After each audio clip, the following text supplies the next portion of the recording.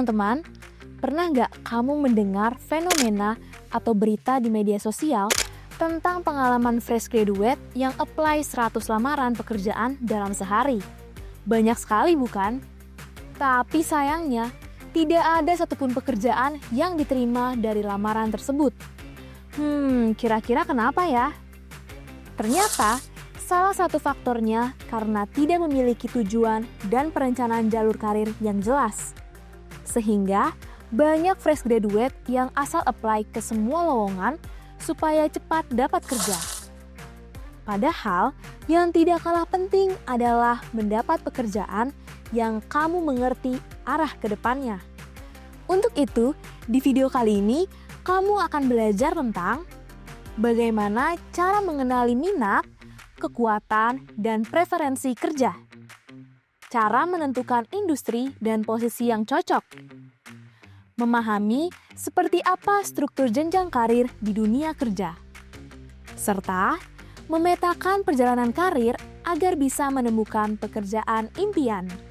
Materi ini akan membantu kamu membangun fondasi awal terlebih dahulu sebelum mulai mencari dan mendaftar pekerjaan. Tujuannya agar kamu tidak asal melangkah, tetapi punya arah karir yang jelas. Kalau begitu, yuk langsung saja bedah satu persatu. Pembahasan pertama dimulai dari minat. Minat bukan cuma sekedar rasa, oh kayaknya aku suka sama hal ini. Tetapi, minat itu merupakan rasa penasaran yang muncul secara berulang-ulang. Minat biasanya terlihat dari kebiasaan kecil sehari-hari yang bahkan mungkin tidak kamu sadari. Misalnya, kalau kamu bisa duduk berjam-jam untuk latihan menulis cerita pendek tanpa merasa dipaksa, itulah tandanya minat. Contoh lain, kamu rajin mencari video di YouTube atau TikTok tentang topik tertentu. Itu juga merupakan sinyal penting dari minat. Untuk mengenali minat, coba tanyakan ke dirimu sendiri. Apa hal yang membuat kamu betah melakukan sesuatu berlama-lama? Apa topik yang selalu bikin kamu penasaran? Serta apa hal yang menurutmu seru walaupun terasa lelah? Nah, dari pertanyaan refleksi ini, lama-kelamaan kamu akan menemukan apa saja yang menjadi minatmu. Selain minat, kamu juga harus tahu apa saja kekuatanmu. Kekuatan bukan hanya sekedar skill teknis, tetapi juga bisa berupa hal-hal yang secara alami kamu kuasai. Kekuatan bisa berasal dari kepribadian, kebiasaan, pengalaman, atau bahkan nilai-nilai yang kamu pegang saat ini. Kadang, seseorang gak sadar apa kekuatan yang ia miliki, tetapi orang lain sangat menyadarinya. Misalnya, kamu selalu diminta bantuan untuk mengedit video saat tugas kelompok.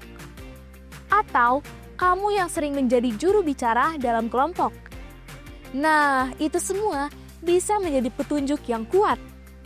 Untuk mengenali kekuatan, coba tanyakan ke dirimu sendiri. Apa hal yang sering orang lain puji dari kamu? Apa bagian yang sering menjadi tanggung jawabmu saat tugas kelompok? Serta, apa kemampuan yang paling cepat kamu kuasai dibanding temanmu? Nah, dari pertanyaan refleksi ini, lama-kelamaan kamu akan menentukan apa saja kekuatanmu. Kalau kamu bekerja di posisi yang memanfaatkan kekuatanmu, kamu akan berkembang lebih cepat dibanding orang lain. Terakhir adalah preferensi kerja. Kamu harus mengenali seperti apa kepribadianmu, nilai diri, dan gaya kerja yang disukai. Terkadang, beberapa orang merasa tidak cocok dengan pekerjaannya. Padahal, bukan pekerjaannya yang salah, tetapi lingkungan kerjanya yang tidak sesuai dengan preferensi. Beberapa orang suka ritme kerja yang cepat, beberapa lebih suka yang stabil. Ada yang suka kerja dengan mobilitas tinggi dan bertemu banyak orang atau kelompok. Ada juga yang nyaman sendiri di depan laptop seharian. Tidak ada yang benar ataupun salah. Yang terpenting adalah cocok denganmu. Dengan memahami preferensi kerja, kamu akan lebih tahan lama di pekerjaan dan tidak mudah burnout. Untuk mengenali preferensi kerja, coba tanyakan ke dirimu sendiri. Kamu lebih suka rutinitas atau dinamika cepat? Lebih suka bekerja sendiri atau berkelompok? Serta apa hal yang kamu anggap penting dalam pekerjaan? Misalnya, kamu ingin yang work-life balance, fleksibel, atau punya dampak sosial. Nah, dari pertanyaan refleksi ini, kamu akan lebih mengetahui seperti apa pekerjaan yang kamu inginkan dan cocok denganmu. Setelah memahami minat, kekuatan, dan preferensi kerjamu, langkah selanjutnya adalah memfokuskan pilihan industri dan posisi yang ada. Banyak fresh graduate yang terjebak pola asal daftar semua lowongan. Padahal, strategi ini justru bisa bikin kamu makin bingung, makin insecure, dan lebih lama untuk mendapatkan pekerjaan. Kenapa bisa begitu? Karena setiap industri punya skill yang unik, ritme kerja yang unik, dan ekspektasi yang berbeda-beda dari perusahaan. Kalau kamu bisa memilih secara lebih spesifik, kamu akan bisa mengarahkan belajarmu ke skill yang benar-benar dibutuhkan. Dari situ, kamu jadi terlihat lebih siap kerja di mata rekruter. Karena kompetensimu fokus, portofoliomu terarah, dan jalan karirmu jauh lebih jelas. Pertama, mari bahas industri terlebih dahulu.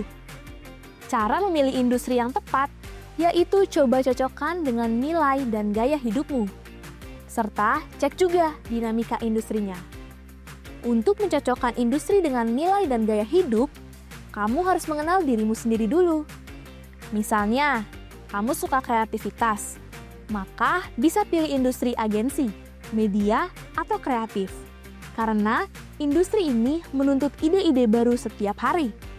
Lingkungannya cepat berubah dan sangat menghargai kemampuan eksplorasi serta pemikiran yang out of the box. Kalau kamu butuh kestabilan, maka industri perbankan, BUMN, atau korporat besar cocok untukmu. Industri ini dikenal dengan struktur kerja yang jelas, SOP yang kuat, dan jenjang karir yang lebih terprediksi. Cocok buat kamu yang ingin rutinitas rapi dan kepastian dalam aspek finansial maupun benefit. Kalau kamu suka impact sosial, maka bisa pilih NGO, Non-Governmental Organization, pendidikan, atau kesehatan. Fokus utama organisasi ini adalah memberi manfaat secara langsung ke masyarakat. Kamu akan merasa pekerjaanmu punya makna karena akan banyak membantu komunitas, meningkatkan akses pendidikan, atau memperbaiki layanan kesehatan.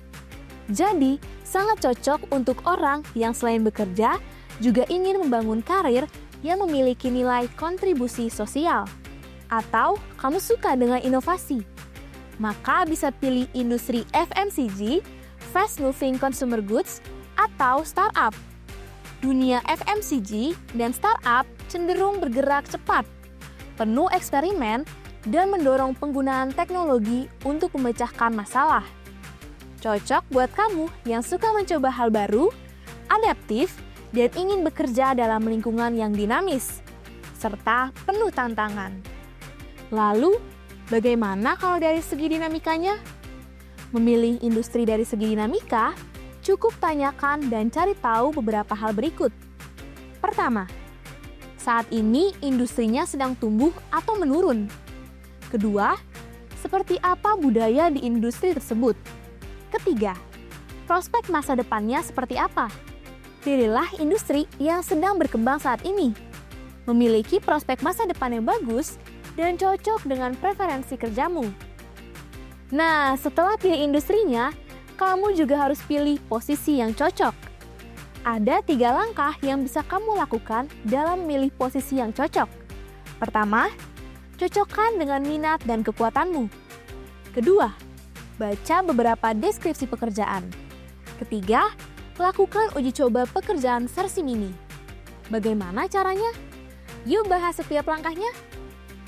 Langkah pertama, cocokkan pilihan posisi dengan minat dan kekuatanmu. Pilihlah posisi yang sesuai dengan minat dan kekuatan yang kamu punya. Misalnya, kamu berasal dari lulusan psikologi. Selama kuliah, kamu sudah terbiasa mengamati perilaku, memahami motivasi orang, dan berpikir empati. Maka, posisi yang cocok sesuai latar belakangmu adalah Human Resource atau HR. Karena HR butuh orang yang bisa memahami pola perilaku karyawan, mengatur proses rekrutmen, melakukan assessment, dan membangun hubungan yang baik dengan orang lain. Langkah kedua, baca beberapa deskripsi pekerjaan.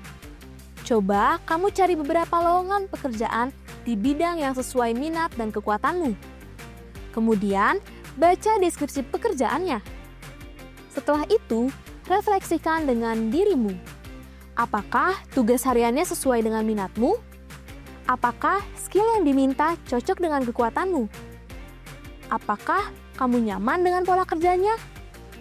Apakah kamu bisa mempelajari skill yang belum dimiliki dalam waktu singkat? Langkah ketiga, lakukan uji coba pekerjaan versi mini. Jangan langsung putuskan hanya dari teori saja. Coba rasakan sendiri praktiknya. Kamu bisa mulai dari hal sederhana. Misalnya, ikut mini course. Coba ikuti course di posisi yang kamu rasa cocok, sambil mempelajari dasar-dasar skillnya. Rasakan juga apakah kamu merasa cocok dengan posisinya atau tidak. Contoh karir podcast. Lihat podcast dari orang yang bekerja di posisi tersebut, supaya kamu dapat gambaran nyata. Coba proyek kecil yang berkaitan dengan pekerjaan di posisi tersebut.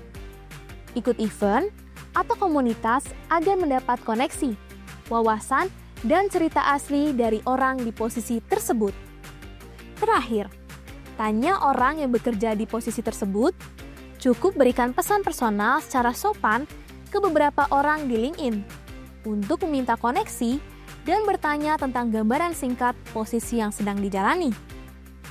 Nah, setelah melakukan mini test ini, tentu kamu akan punya keputusan yang lebih jelas apakah kamu cocok di posisi ini atau tidak. Gimana? Sudah lebih jelas kan? Gimana cara menentukan industri dan posisi yang cocok buat kamu? Jadi, memilih industri dan posisi karir itu bukan tebak-tebakan. Kalau kamu mengikuti langkah-langkahnya dengan benar, kamu akan lebih cepat menemukan posisi yang sesuai dan gak kesasar di pekerjaan yang gak kamu minati.